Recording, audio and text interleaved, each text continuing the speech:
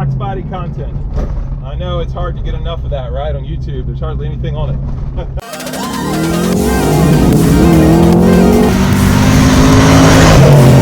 More gas, more gas.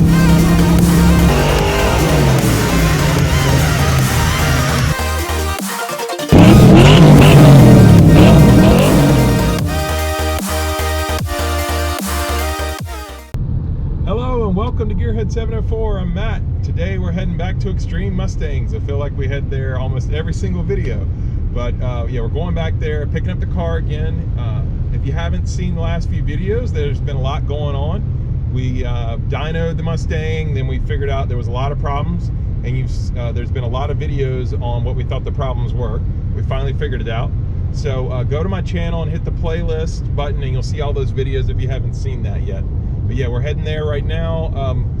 Basically what we found out was that it was a mass air meter. In the previous video I had swapped, I had a C&L mass air meter, and on those they actually use the stock mass air meter from Ford, so they don't actually use an aftermarket one.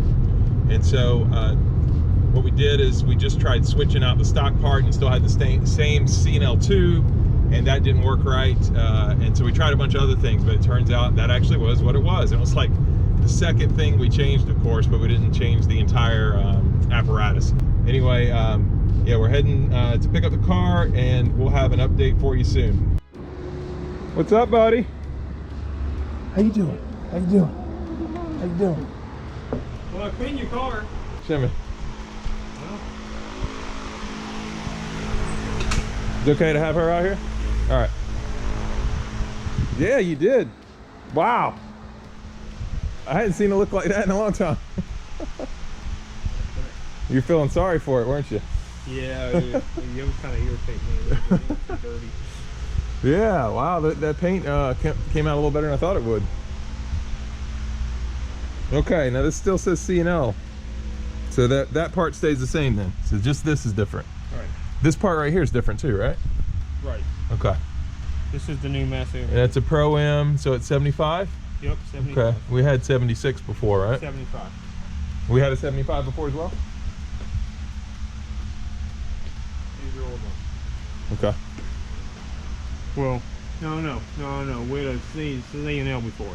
Okay. Yeah, C&L, yeah. So I thought it was a 76. Yeah. This is a Pro M. All right. Just this, what is this part? Just like the cold air intake part? Or? Yeah, that's part of the C&L.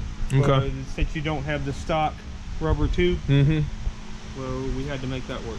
Okay. Basically. You don't think this will cut down on any of the airflow? No. It was something in here. When you guys were talking about that screw before, was it at this part where the meter was going in? One of those screws? Right. Yeah, okay. I mean, whatever was causing the air fuel spike, it was somewhere in the housing or something like that. Okay. You know, so yeah. the truck was clean too. You know, and I redid your wires the correct way. Oh, they weren't the correct way. So there's no chance of them laying on the header and melting. Was it? It was getting close. Wow. You know what I mean? So I had to fix that. Okay. Yeah, Did you clean the engine compartment too? Yeah, you did. Yeah, I could tell. Yeah. There ain't no more dust on there no more. Well, I'm ready for the show now. Yep. Yeah, so just in case you decided to go to the show. Man, see, I was trying to get one of those prizes for the ugly cars. Yeah, this side cleans up pretty nice. Yeah. It's a little better. Yeah, the paint was like stained. Yeah, the paint was stained. Yeah. So It cleans up pretty good, to be honest. Yeah. No, I need to, you know what? I might just need to do something to this top. Yep. I use Armor All on that, I think. I don't. No? I wouldn't use Armor All. Okay. Just use a good top cleaner Okay.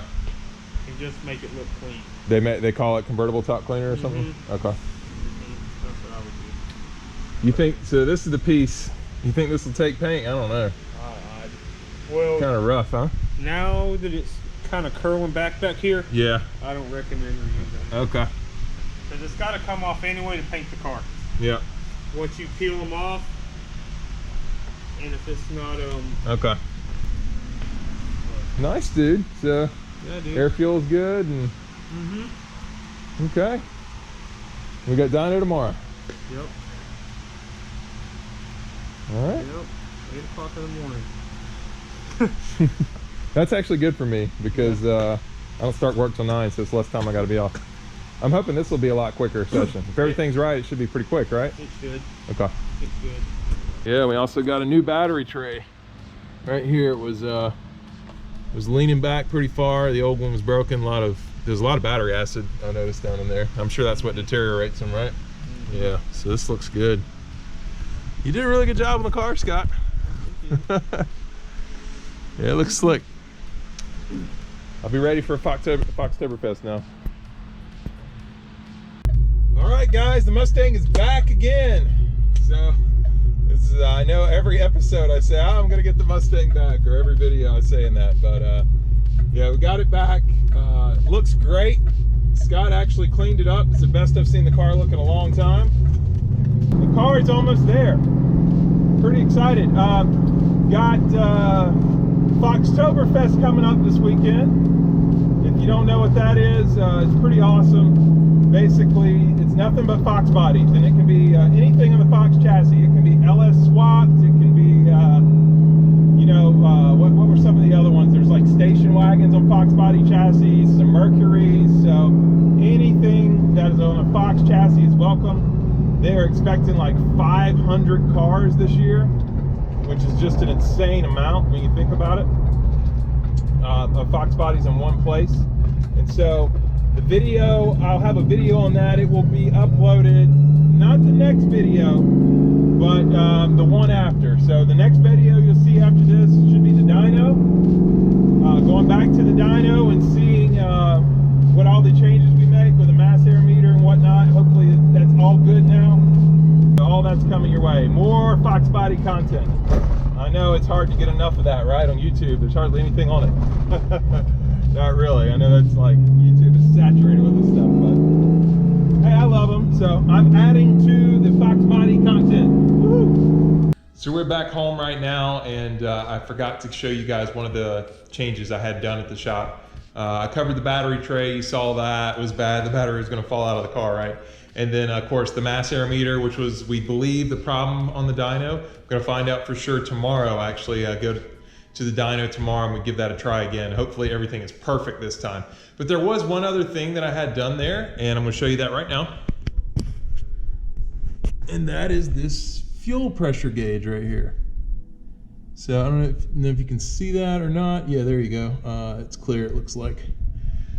So we'll actually be able to see what kind of fuel pressure the car is having. Right now it's set to 40, which is factory. So we're setting the timing at 10 degrees and the fuel pressure at 40, and letting the computer tune handle everything else. So this is nice to have on here, of course, now. So yeah, I'm pretty excited about tomorrow. And for you, it won't be tomorrow. You know, it'll be at some time later. I got to edit it and whatnot. But I'll have the dyno coming for you, and you can see what the numbers are. Dyno session number 2.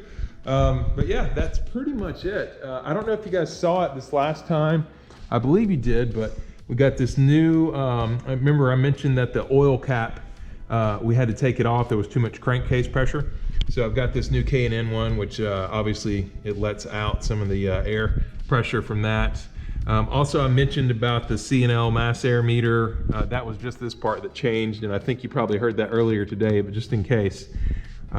This says C&L still, but this is just the tube. I don't have the factory black tube anymore. Scott was mentioning that. So one other thing I did not know, and I totally forgot about, and it's kind of funny, but this master cylinder here, or this brake booster, it actually is from a 94 or 95 Mustang GT. So it's actually upgraded. And then of course Scott mentioned he fixed the wires and got them off the header so they wouldn't burn, so those look good. Yeah, so the car's coming along. Also, the filter is washed now. It was a lot dirtier before.